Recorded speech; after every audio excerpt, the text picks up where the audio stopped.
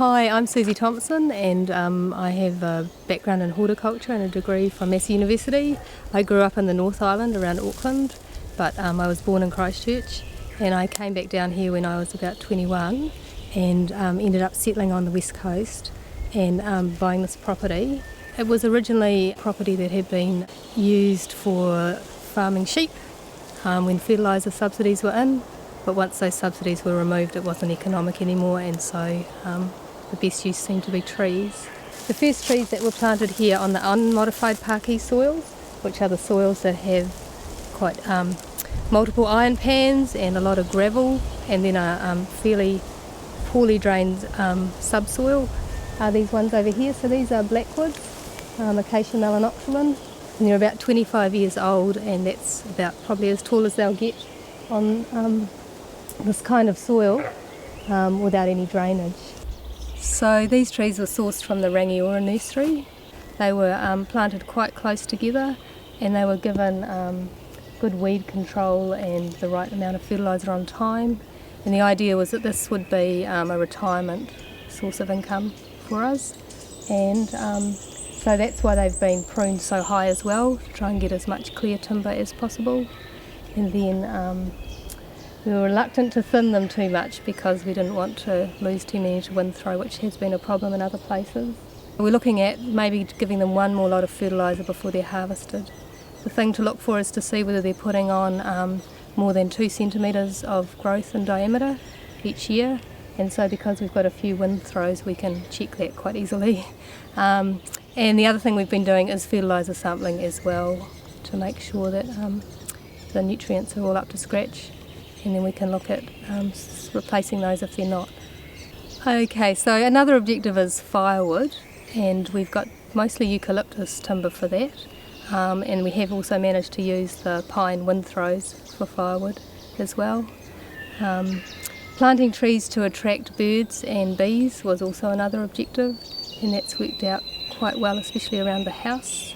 We also wanted to try some more special purpose timbers like the acacias and some of the cypresses. So this is my partner Rob Danford, and Rob has a background in horticulture as well, and botany and permaculture landscape design. What I've done here is I've planted a mixed row of trees that produce fruit that I could use, and then also natives for shelter for the animals, and then also for fodder for the animals. Some of the trees that are for the mixed use would be like chestnuts for as they get older, possibly for the wood and the timber, and black walnuts for the timber, and English walnuts or Carpathian walnuts.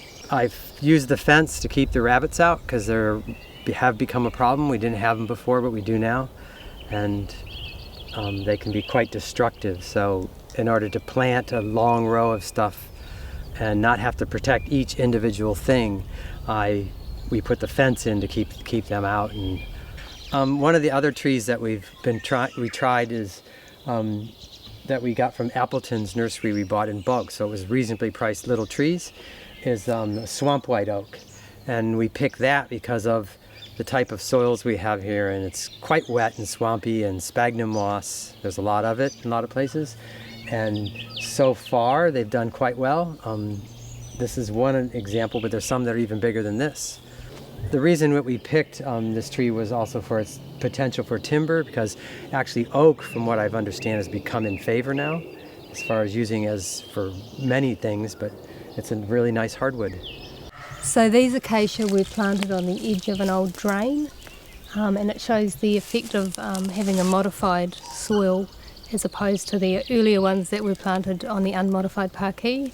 And this also has the benefit of shading the fence lines, so it keeps it clear of weeds, and it means we don't have to spray it or anything like that. So this tree is 18 years old, and you can see it's got a lovely clear base to it here.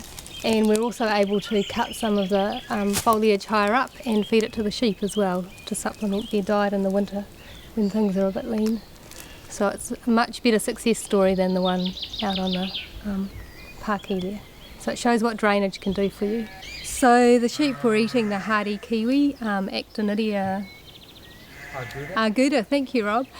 Prunings, and that grows quite well down here because it's more cold tolerant than the other Actinidia chinensis that's commonly grown as kiwi fruit here. And behind me is a black alder shelter belt that's about 20 years old.